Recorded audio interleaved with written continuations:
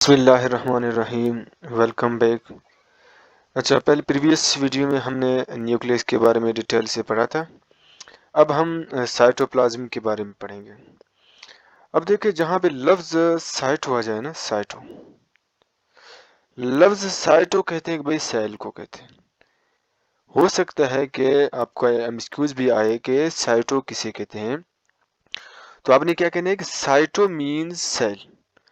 तो फिर ये प्लाज्म किसे कहते हैं? What's mean by plasm? Cyto का तो पता चल गया सेल, प्लाज्म कहते हैं स्पेस को, जगह को कहते हैं। ठीक है, किसको कहते हैं भाई? जगह।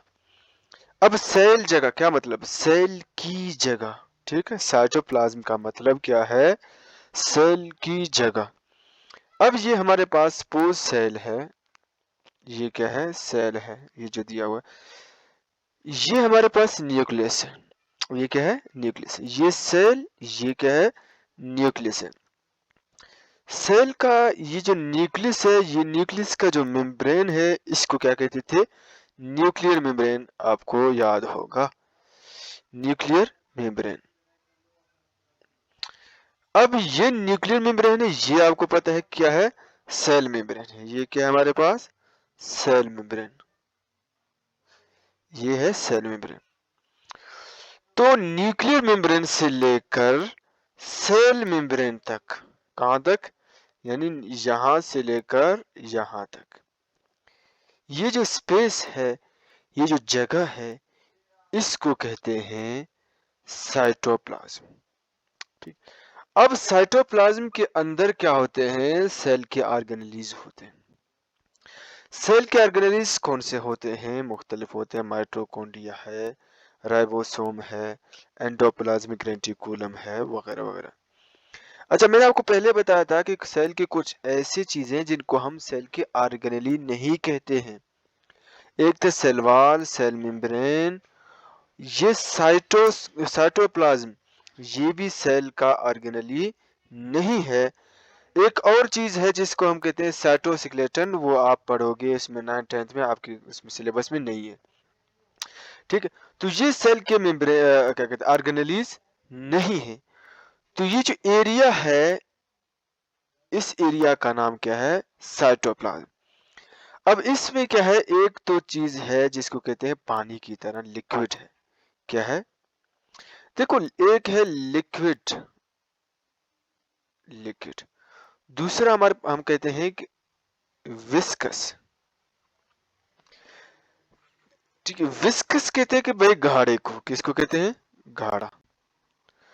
तो ये जो आपको सफेद क्या कहते हैं, ग्रीन टाइप नजर आ रहा है, ये एक्चुअल साइटोप्लाज्म के अंदर क्या है? पानी है। ये खाली जगह नहीं है, यहाँ पे पानी है। क्या है? पानी है।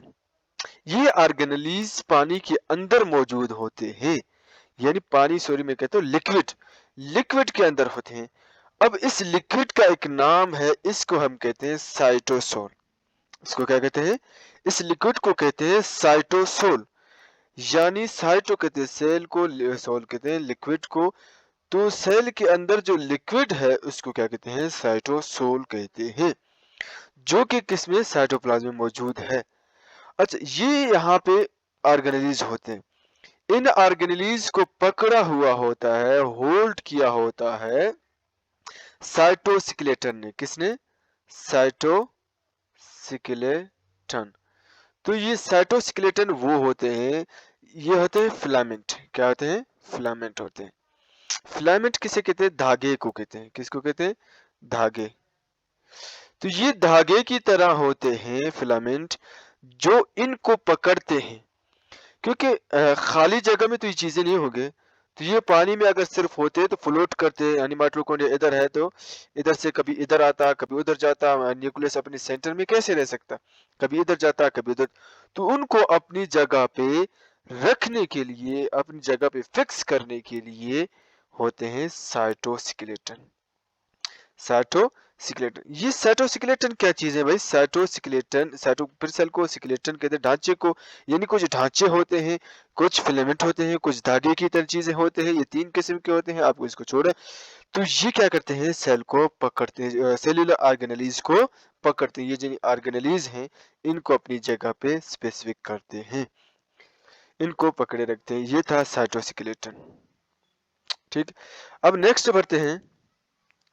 नेक्स्ट हमारे पास है वैक्यूल। नेक्स्ट हमारे पास क्या है, वैक्यूल। मैंने आपको पहले बताया था कि ये हमारे पास प्लांट सेल है, ये थोड़ा गलत हो गया। ये हमारे पास क्या है, प्लांट सेल है। प्लांट सेल का मैंने आपको कहा था ये इसका क्या है, वैक्यूल है। यहाँ पे होता है न्यूक्लियस। तो इसका वैक्यूल एक होता है, सिंगल होता है, बड़ा होता है। फिर हमने देखा था जो एनिमल सेल में छोटे छोटे होते हैं और बहुत ज्यादा होते हैं, ये रेक्टेंगुलर होता है। ठीक है, ये रेक्टेंगुलर होते हैं, इस शेप को कहते हैं रेक्टेंगुलर।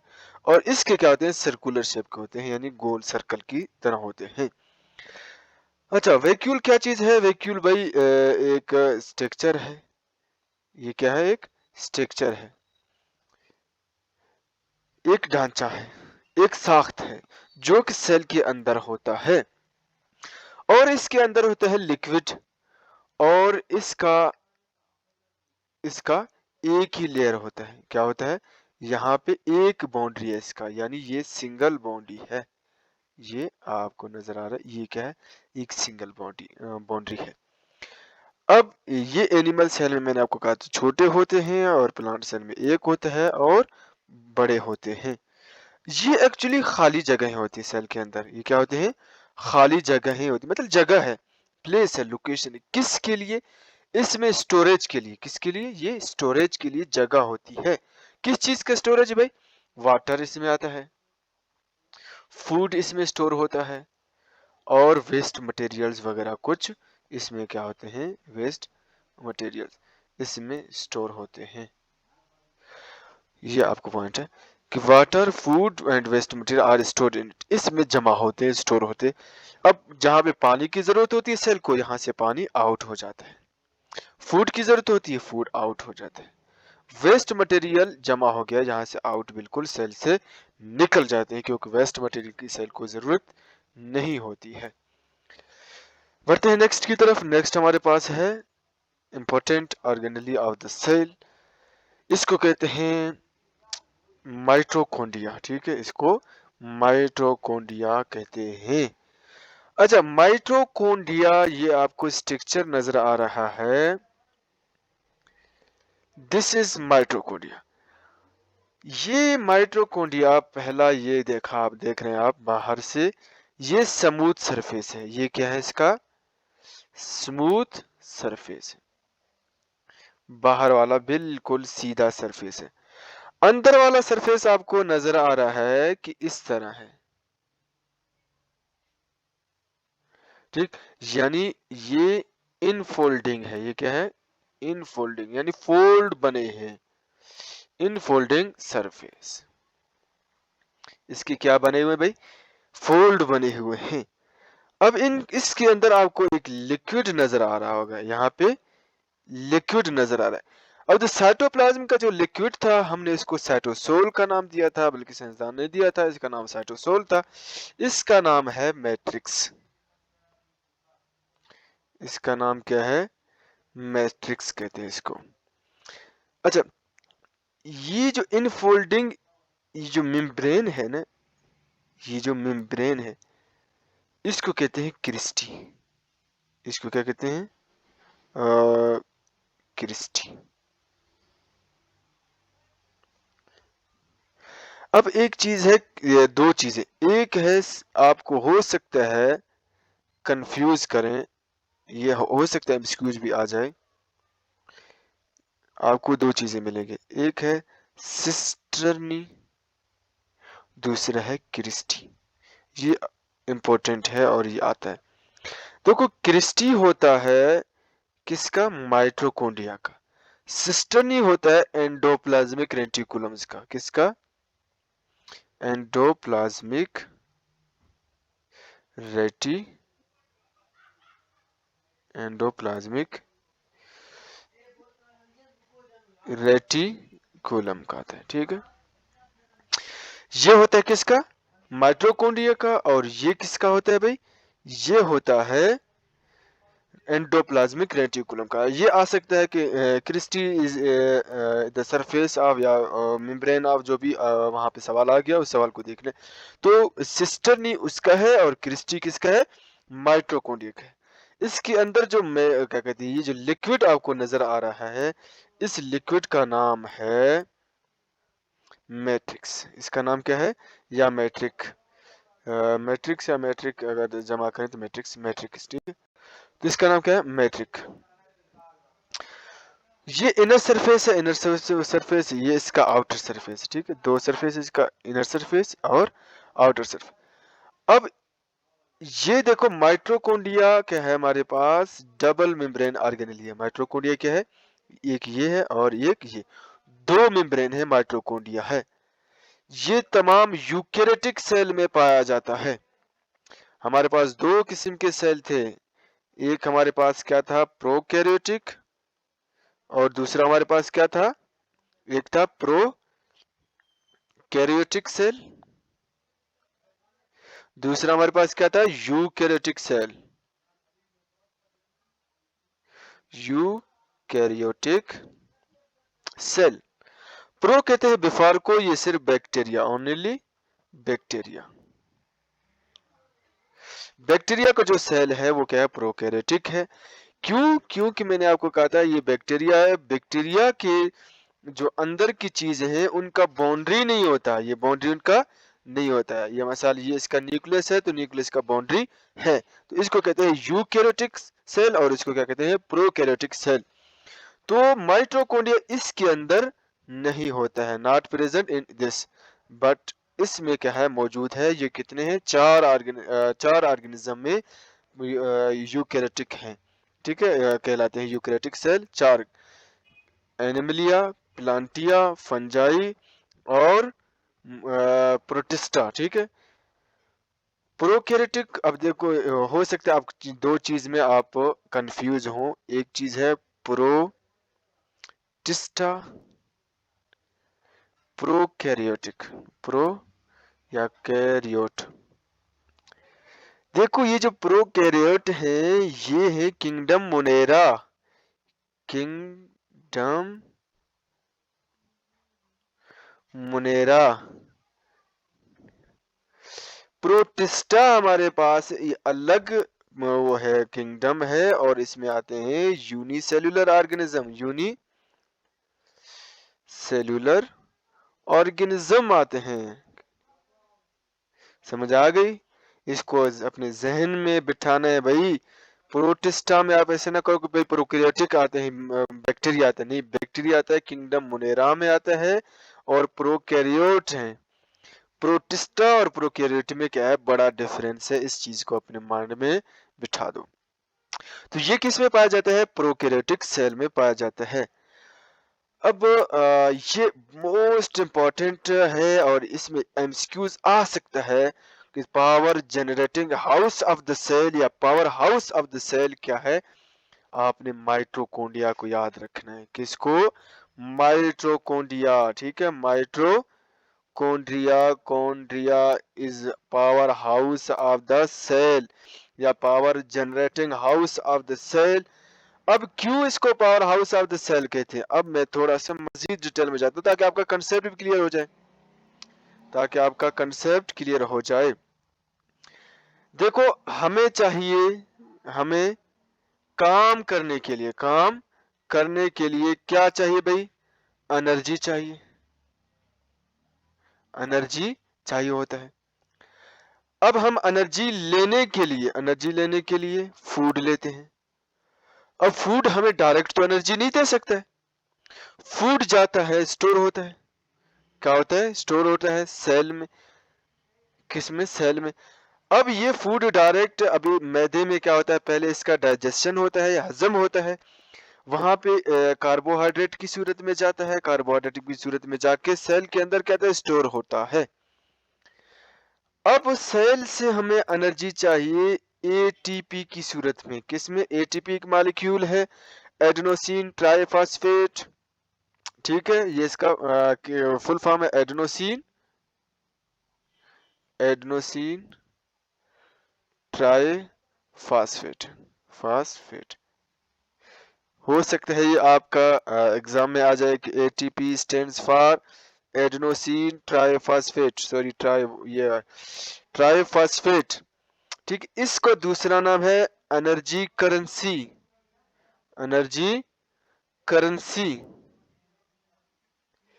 इसमें जो फास्फेट है ना, ये इसका एडेनोसिन है, मिसाल एडेनोसिन इसमें 3 फास्फेट है। फास्फेट के 3 बॉन्ड है, मैं सिर्फ फास्फेट लिख लेता हूँ। ठीक, पी फास्फेट। ठीक, अब क्या करता है, इसका जब एक बॉन्ड टूट जाता है, इसका एक बॉन्ड टूट जाता है, तो ये हमें मिलता है 7.3 किलो कैलोरीज एनर्जी मिलती है, सिर्फ इसका एक बॉन्ड टूटने से। अब हमें चाहिए एनर्जी एटीपी की सूरत में, ताकि हम इसको तोड़कर कैलोरीज में एनर्जी को गेन करें। अब ये एटीपी कहां पे बनेगा? इस फूड के ब्रेक डाउन से नहीं, बल्कि इसके ब्रेक डाउन से बनता है कार्बोहाइड्रेट। अब ये कार्बोहाइड्रेट जाके ब्रेक डाउन हो जाएगा कहां पे? माइटोकॉन्ड्रिया के अंदर, यानी जो स्टोर फूड सेल के अंदर है, सेल के अंदर कहां पे? माइटोकॉन्ड्रिया के अंदर। यानी यहाँ एनर्जी का ब्रेक डाउन होता है फूड का, यानी मुकम्मल, चलो एनर्जी का नहीं, एनर्जी तो बनती है ना। एनर्जी किस तरह बनती है? एटीपी की सूरत में। एटीपी जब टूटता है तो ये हमें मिल जाता है। लेकिन ये एनर्जी, ये जो एटीपी है, बनता किससे? फूड से बनता है। जब ये फूड से बनता है तो कहां पे बनता है ये एटीपी?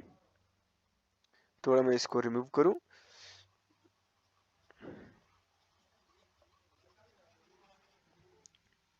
ये जो एटीपी था, एटीपी बनता कहां पे है?